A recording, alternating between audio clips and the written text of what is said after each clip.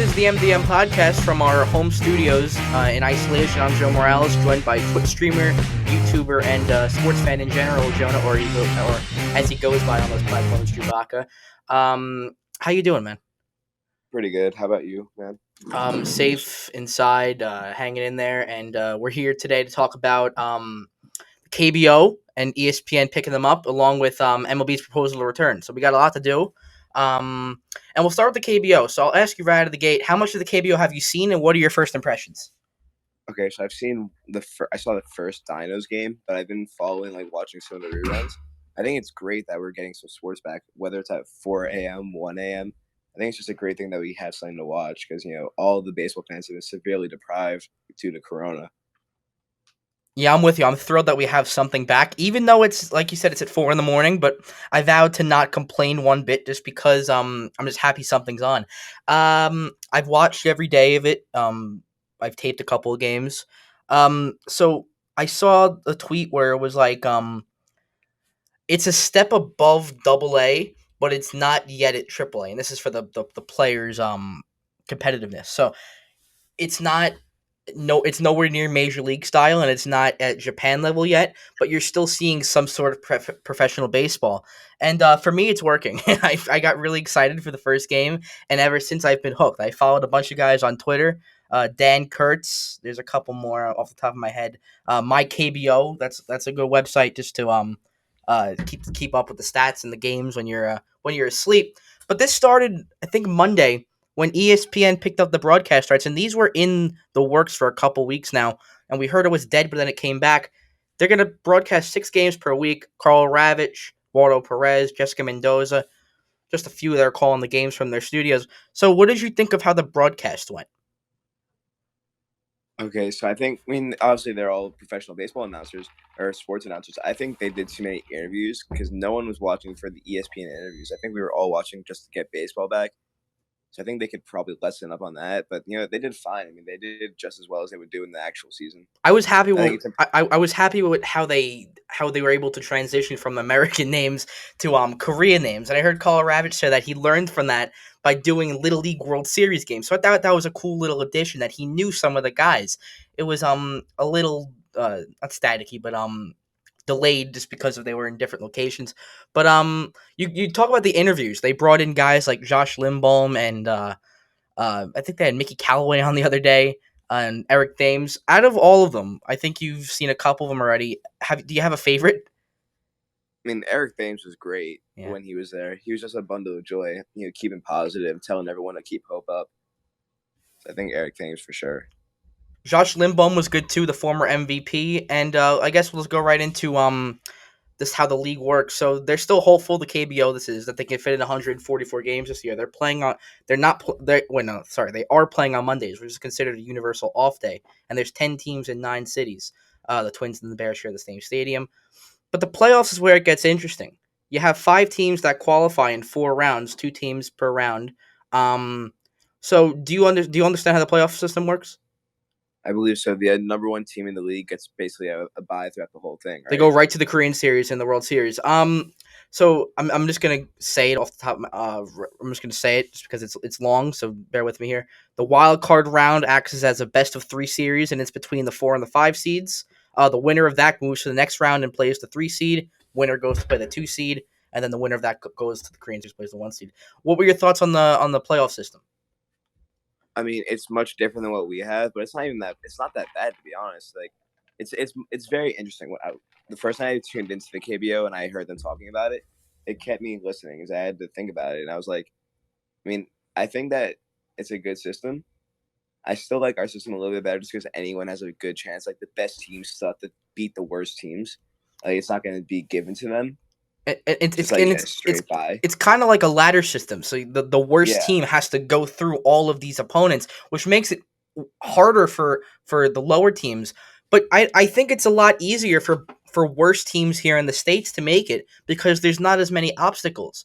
In Korea, the yeah. 5 seed, I don't know the number off my head. How many 5 seeds have won the Korean series? I don't think it would work here. Not that I'm It's a asking for it. small amount. Yeah, yeah. It's a very small amount. So that's why I don't think it would work here. I think here in the States you have a system where the worst teams, you can call it the 10 or the 9 seeds from the wild card games, they have a better chance of making it to the World Series. We saw it this year with the Nationals. If the Yeah, Nationals were playing in the KBO, would they have made it with all these playoff series? I mean, all right. So granted, with the Nats, they got very lucky that Christian Yelich wasn't playing, but Mm-hmm. but that's a story for another podcast. But no, the Nats probably would not have gotten very far in the KBO system. So you're not for this in the big leagues or anything like No, this. I think our system is fine. I like it. So you don't like any sort of change to the playoff system, Well, I mean, I'm one of those dudes who just enjoys what we have. But right?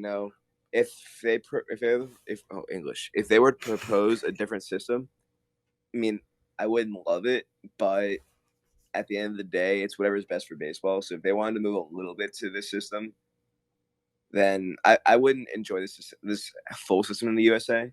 But if they wanted to implement some of it, like I wouldn't know how they would do it to make it like a little bit of both. But it'd be a interesting. It'd be an interesting idea. Anything as drastic as the Final Four TV thing with the seeds picking where they'd go. How about that one?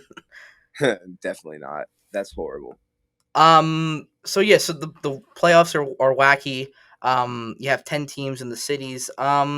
So the KBO, it's something to watch. I think we both agree that it hasn't been horrible. Have you paid attention to any of the pace of play? How do you like that so far? I have okay. So let me preface with this: in America, I have no issues with pace of play, but the KBO does go fast relatively, and it's fine. I mean, if they go fast and they can play the games fast while still getting a full 9 innings and whatever.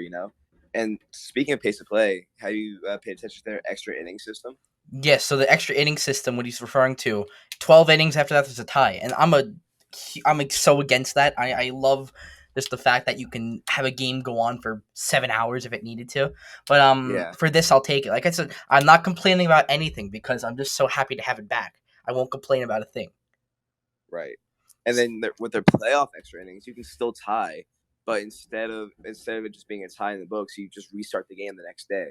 And I find that very So I see fascinating. that. Okay, so I didn't know. So in the playoffs, what do you go to 14 innings, 15, I believe. and then you replay the game the next day?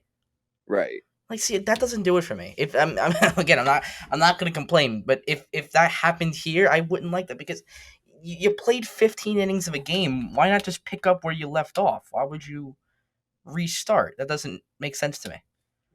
Yeah, it's interesting, but maybe there's different rules out there. Maybe they have.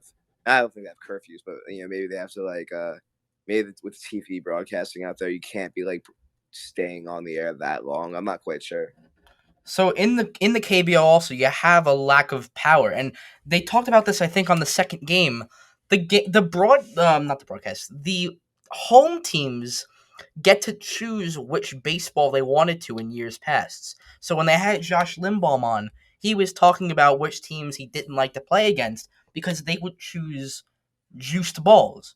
And the KBO recently got rid of the juice balls, and they're back It's to within the last 2 years they got rid of it, right? I think this is their first year with the new ball. I think Mm, it might have been last year. You might be right, but one of them. they got rid of it, and they've seen batting averages go up, slugging percentages go down, and the overall OBP has also gone up. So coming back to the United States, would you take one of these Korean baseballs or just simply a dejuiced baseball and put it in the major leagues I mean, they de-juiced the balls last year a little bit, right?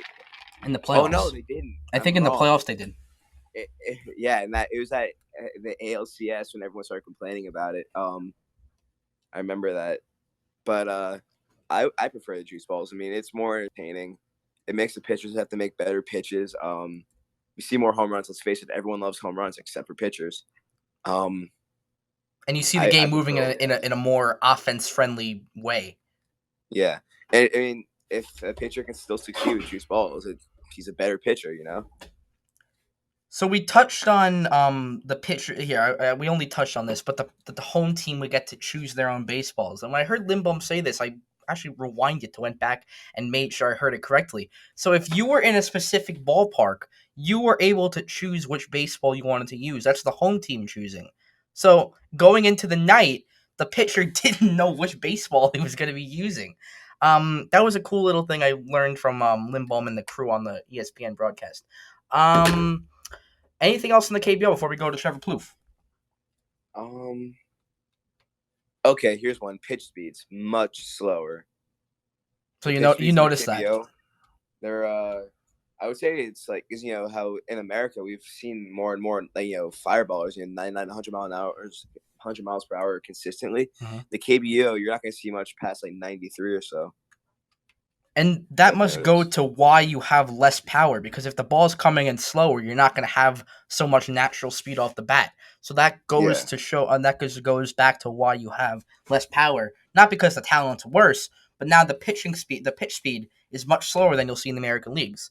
it's Um, like a flashback to the dead ball era, but not quite as severe. Right. So over to Trevor Plouffe.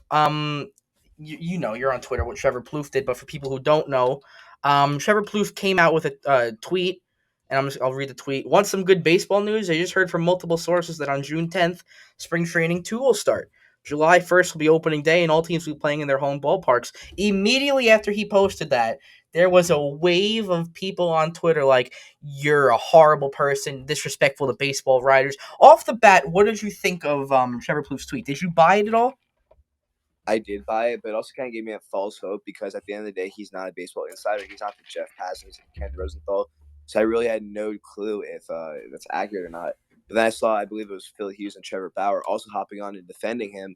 And those two are big in the baseball world still. Well, Phil Hughes is kind of backed out, but Yeah, that gives me a lot of Trevor hope Bauer, too. he's like the speaker from the league as a player. That gives me a lot of hope. It really does, and I think that you'll see it. I think you'll see baseball some point this summer. Oh yeah, Hopefully it's July. I mean June 1st, like Trevor Plouffe is saying. But as you got on, like I said, people were ripping him apart. Some baseball players, like you said, went out and supported him. But then later on, Ken Rosenthal tweeted out an article, basically shooting it down, saying nothing's official, and rightfully so. Nothing was official. But Trevor Plouffe retweeted it. Said, I have texts from players in wow. 6 different organizations telling me that they were told to be ready for those dates. So now this is 2 times that Trevor Plouffe has sources telling him that they're going to play. So now people are getting really excited. And then later on, Passan comes out and tells everyone that people are getting ready to play. So now I'm getting really excited. I think this is really going to happen at some point in June. What about you? I believe we're gonna see. I'm not sure if it's gonna be on those exact dates, but we're definitely seeing baseball coming up very soon, and by very, I mean relatively soon. Uh, I'm Do you excited think about by it. July 4th you'll have an opening day? I would hope so. I It's mean, really rough to tell. It changes by the day what's going to happen. say it again. I said it's really rough to tell because it changes by the day. All Right, the because news. one day the amount of viruses can spike. The next day, a player in the league has it, and the season's shut down. So it's really hard to figure out, when the best time is going to be. But how great would a July 4th opening day be? That'd be amazing. Um. Wait, oh, So hold on. yeah, Speaking of shutting down the league, can I bring back to up something from the KBO? yeah, sure, good. So if any one of their players or workers in the league contract a virus, the league immediately shuts down for 3 weeks. So yeah, that I didn't know. That's a good little factoid. Yeah. So I read Paston's article, and it was basically telling everyone that the teams are getting ready to get back to spring training. Um, the topic of home stadiums comes back up. Are teams going to be playing in their home stadiums? And it's going to be rough because you're going to have guys traveling to different towns, but they still think they're going to play in home stadiums. What do you think about that? I'm not sure that they're going to be playing in home stadiums immediately, but take this. Officials in New York said that they all believe that the Yankees and Mets will be playing in their respective No ballparks. fans. Well, yeah, starting off Yeah. with no fans, but eventually with fans. Yeah. So, I mean, and obviously New York is one of the most highly infected states in America right So now. so if they think that, then it's possible that every team can do it. But I think you still see people playing in spring training facilities just because they're so confined and players won't have to travel as far. But the idea with the home stadiums was that they can be with their families. And that's what you see in the KBO. These all tie together. The KBO people can be with their families, but before, well, let's talk about the American players. When they go there, they're in isolation for 14 days. And some of the teams are seeing that with their pitchers. I forgot the guy's name, but he's in a 14-day isolation period where he can't go out and play. You might see something like that here in the major leagues. Yeah.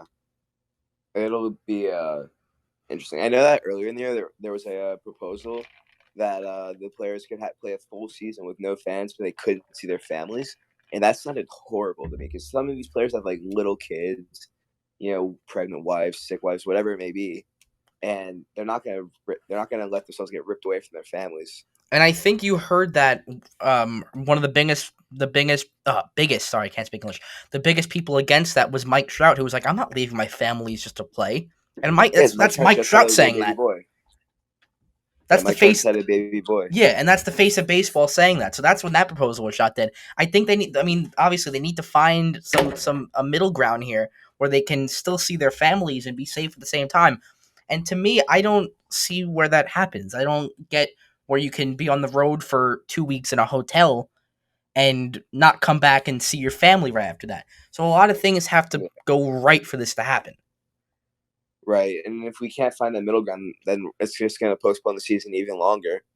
Because I mean, Corona's not going away anytime soon. It sucks to say, but I mean, we're still going up in cases. And the need for it to come back is instrumental, but you can't do it unless you have the proper materials to stop it.